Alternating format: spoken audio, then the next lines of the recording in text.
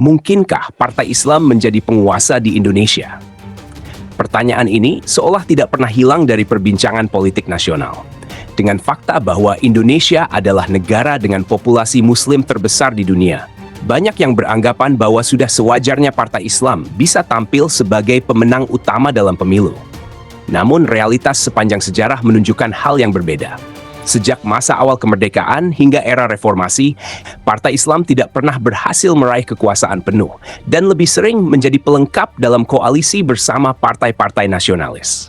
Hal ini menimbulkan tanda tanya besar. Apakah umat Islam di Indonesia benar-benar terwakili oleh partai-partai Islam? Ataukah ada faktor lain yang membuat dominasi politik Islam sulit tercapai? Untuk menjawab pertanyaan ini, kita perlu melihat perjalanan panjang sejarah partai Islam di Indonesia. Sejak zaman kolonial, benih politik Islam mulai tumbuh melalui organisasi pergerakan yang berlandaskan nilai-nilai agama. Sarekat Islam, yang berdiri pada 1912, menjadi salah satu organisasi yang memiliki basis massa luar biasa besar. Awalnya Sarekat Islam berfokus pada perlawanan ekonomi terhadap dominasi pedagang Tionghoa yang dianggap memonopoli perdagangan. Namun kemudian berkembang menjadi gerakan politik yang membawa aspirasi umat Islam. Dalam waktu singkat, Sarekat Islam mampu menggalang jutaan anggota dari kalangan pedagang, petani, hingga buruh, menjadikannya salah satu organisasi politik terbesar pada masanya. Namun, perpecahan internal segera terjadi. Masuknya pengaruh ideologi kiri ke dalam tubuh Sarekat Islam menyebabkan organisasi ini terbelah. Kelompok Islam murni dipimpin oleh HOS Cokro Aminoto dan para santri, sementara kelompok kiri yang kemudian condong ke komunisme membentuk Partai Komunis Indonesia. Dari titik ini, kita bisa melihat benih persoalan klasik Partai Islam, kesulitan menjaga soliditas internal. Setelah kemerdekaan, politik Islam mencoba menempatkan dirinya sebagai kekuatan utama dalam merumuskan dasar negara.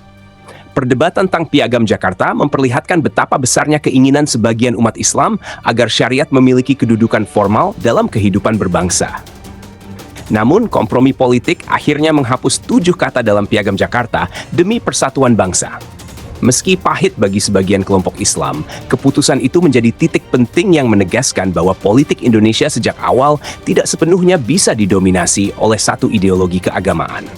Era demokrasi parlementer 1950-an menjadi masa keemasan politik Islam secara kuantitatif. Masyumi, Partai Islam Modernis yang diisi oleh tokoh-tokoh besar seperti Muhammad Natsir, Buya Hamka, dan Syafruddin Prawiranegara tampil sebagai kekuatan politik utama. Dalam pemilu 1955, Masyumi meraih sekitar 20,9% suara, menempatkannya di posisi kedua setelah PNI. Jika digabungkan dengan NU yang memperoleh 18,44%, ditambah partai-partai Islam kecil, maka total suara umat Islam sebenarnya hampir mencapai separuh dari pemilih. Namun, fragmentasi membuat suara itu tidak pernah benar-benar bersatu. Rivalitas antara Masyumi dan NU membuat mereka justru saling melemahkan.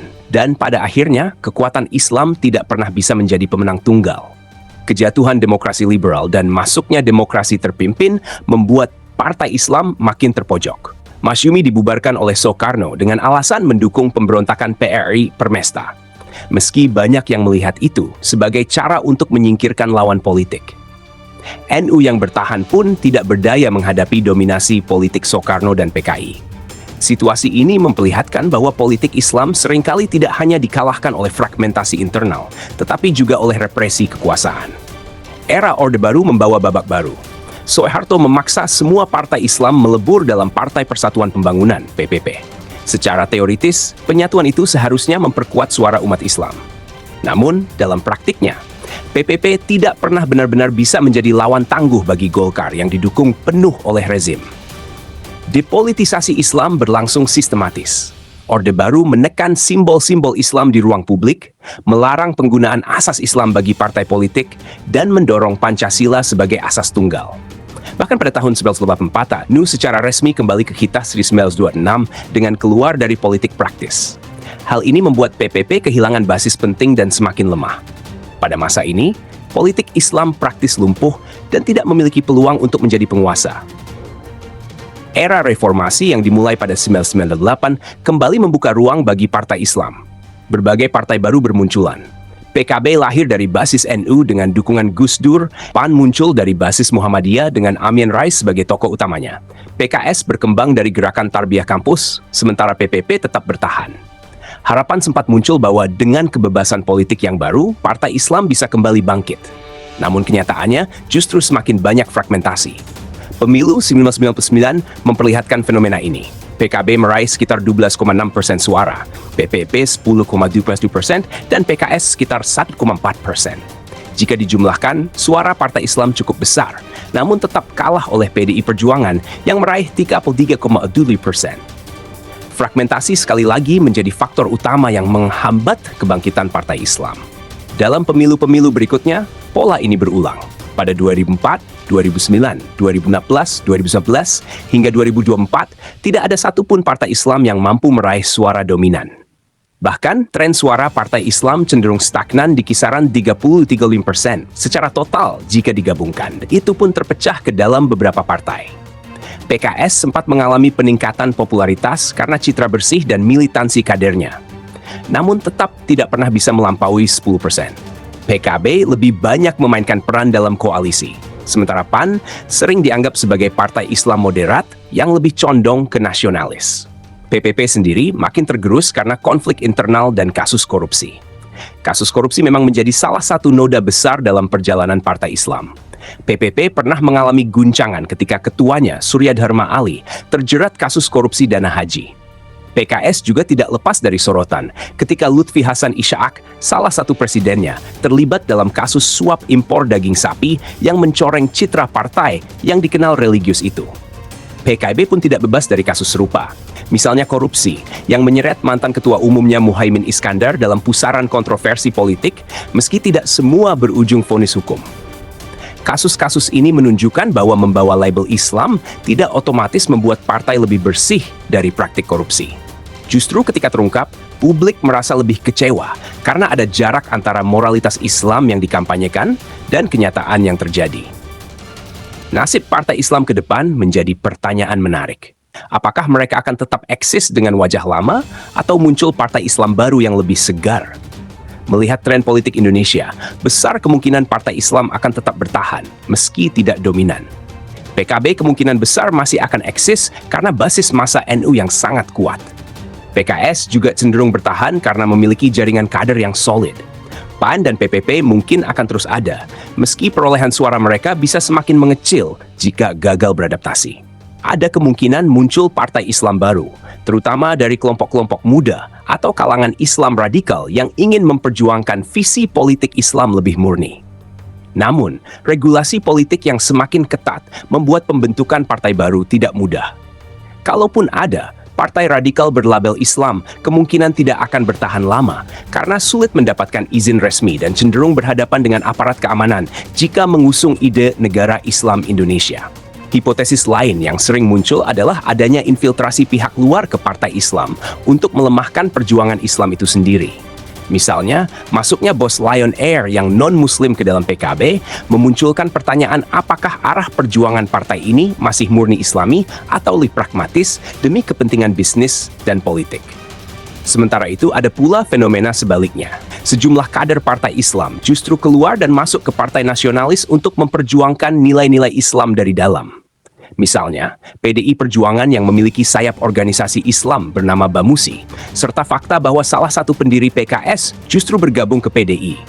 Fenomena ini menegaskan bahwa perjuangan Islam tidak selalu harus dilakukan melalui partai Islam. Banyak tokoh Islam juga menilai bahwa jalan politik formal bukan satu-satunya cara untuk memperjuangkan umat. Sebagian memilih jalur dakwah, pendidikan, ekonomi, atau gerakan sosial. Tokoh-tokoh seperti Buya Syafi'i Ma'arif, Cak Nur, atau Gus Mus, meski tidak aktif di partai Islam, tetap berpengaruh besar dalam membentuk kesadaran umat. Hal ini menunjukkan bahwa politik Islam di Indonesia tidak bisa dipahami hanya melalui partai, karena ada begitu banyak jalur perjuangan lain yang justru lebih efektif dalam mempengaruhi umat. Jika kita mencoba memprediksi masa depan, ada beberapa skenario yang mungkin terjadi. Skenario optimis. Jika suatu saat muncul tokoh karismatik yang mampu mempersatukan berbagai kubu Islam, ditambah momentum sosial politik yang mendukung, bukan tidak mungkin partai Islam bisa menjadi kekuatan dominan. figur pemersatu ini harus mampu menembus batas NU, Muhammadiyah, PKS, dan kelompok-kelompok lain. Namun hingga kini, figur seperti itu belum muncul. Skenario realistis, Partai Islam akan tetap berada di kisaran 33,5% suara secara total, dengan posisi sebagai penentu koalisi. Mereka mungkin tidak akan jadi penguasa tunggal, tetapi bisa menjadi kingmaker dalam menentukan presiden.